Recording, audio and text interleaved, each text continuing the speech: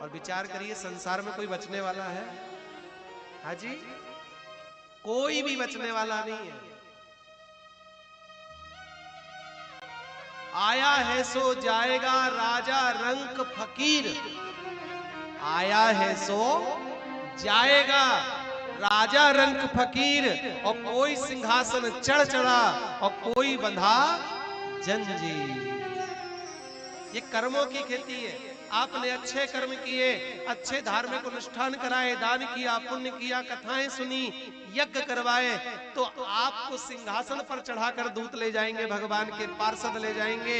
और यदि आपने मनुष्य का तन पाकर भी भगवान के लिए कुछ नहीं किया, कभी किसी के लिए भलाई नहीं करी, कभी किसी को पानी नहीं पिलाया, कभी किसी को भोजन नहीं करवाया, कभी तीर्थ यात्रा नहीं करी, कभी कथा का आयोजन नहीं किया, कभी कथा सुनी नहीं, कभी भगवान का नाम नहीं लिया, तो हमारी होने वाली है दुर्गति। फिर कहां? कोई बंधा जंजीर।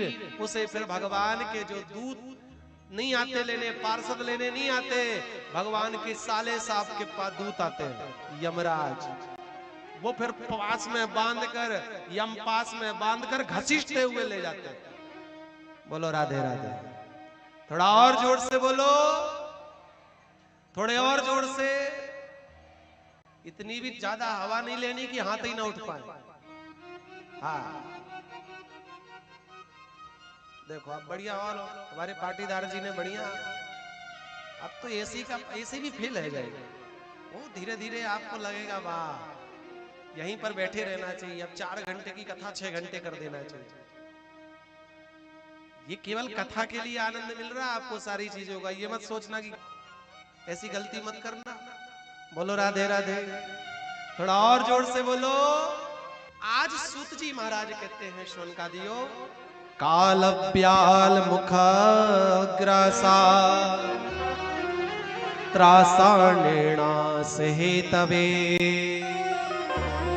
श्रीमद् भागवतम शास्त्र कलौ कीरेण भासिता। हम सबकी जिंदगी कितने समय की है, कितने वर्षों की है, कितने दिन की है, कितने महीने की है, एक दृष्टांत से आप समझ जाएंगे। काल ब्याल मुख ग्रासा, ध्यान से सुनो। जिस प्रकार एक सर्प के मुख में मेंढक बैठा है, अब आप बताइए उस मेंढक की जिंदगी कितने वर्षों की, या कितने महीने की, या कितने दिन की है, या कितने घंटे की? एक सर्प के मुख में मेंढक बैठा हुआ है, उस मेंढक की जिंदगी कितनी? बोलो तो सही। अरे असुलिया परिवार ने हमको बुलाया कथा सुनने के लिए, इसका मतलब ये थोड़ी कि आप बोलो मत। गेट पे टेप लगाने की व्यवस्था तो रखी नहीं कि टेप लगा के आयो। बोलो राधे राधे। आप कहेंगे महाराज जी, उस मेंढक की जिंदगी जब तक है जब तक उस सर्प ने मुख को खोल रखा है। जिस समय उसने मुख को बंद किया और मेंढक का गोविंदा है, नमो नमः, जिंदगी खत्म। तो सीधा सा सिद्धांत हमारे साथ भी तो यही हो रहा है ना, हम सबके साथ भी यही है। हम सब भी काल के गाल में बैठे हुए हैं। जब तक काल का मुख बंद नहीं है तब तक जी रहे हैं, और जिस दिन काल ने मार झपट्टा उठाया उस दिन हमारा भी गोविंदा है, नमो नमः हो जाता है।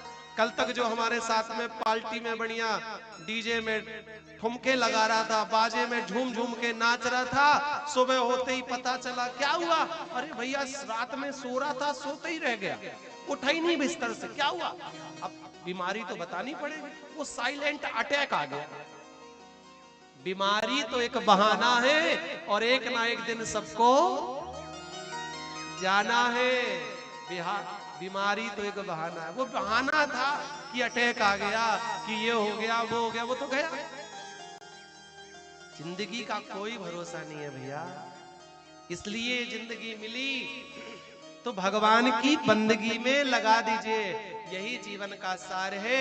नहीं तो ये पैसा, गाड़ी, धन, दौलत कितनी भी कमा लो, अंत में कैसी हालत होती है वो तो सब जानते हैं। दुनिया के लोग अरे आपने भी देखा होगा, हमने भी संतों से सुना है, एक बूढ़ी मैया मर गई और बूढ़ी मैया ने बढ़िया खूब धन दौलत कमाई, बढ़िया ऐश्वर्य था, 3 दांत सोने के लगवाए सामने वाले।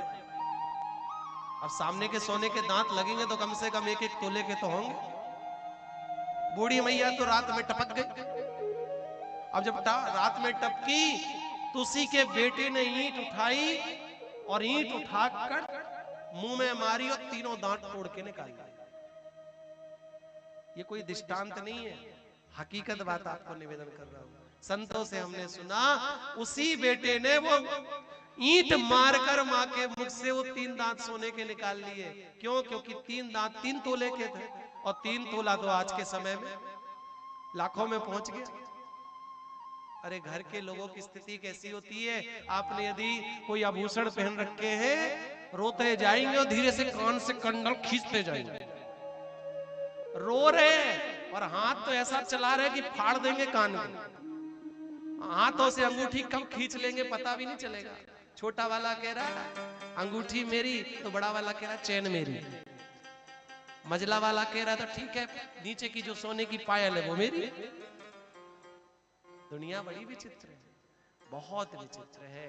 वो घर, वो परिवार बहुत सौभाग्यशाली होता है जिस घर में माता पिता की, अपने परिवारजनों की, अपने सगे संबंधियों की, सबके लिए हित की भावना होती है। ऐसे लोग बहुत कम पाए जाते हैं।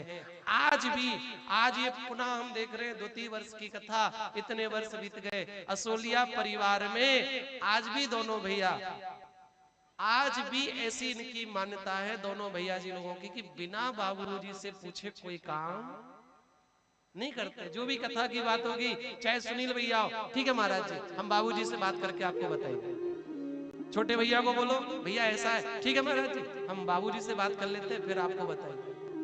नहीं तो आज के समय में बच्चे तो खुद ही निर्णय ले लेते। ऐसा है ठीक है कर लो, ऐसा करना ठीक है कर लो। ये लेकिन भाव है अपने पिता के प्रति, अपने माँ के प्रति। जिस घर में यदि संबंध अच्छे होते, प्रेम अच्छा होता है, लोग एक दूसरे को समझने वाले होते हैं, उस घर के रिश्ते कभी जल्दी से खत्म होते नहीं है। और जहां पर तू तू मैं मैं, तू तू मैं मैं, तू तू मैं मैं चलती है, उसी घर में फूट पड़ जाती है। और घर में फूट पड़ेगी तो दीवार खड़ी हो जाएगी। बोलो राधे राधे। थोड़ा और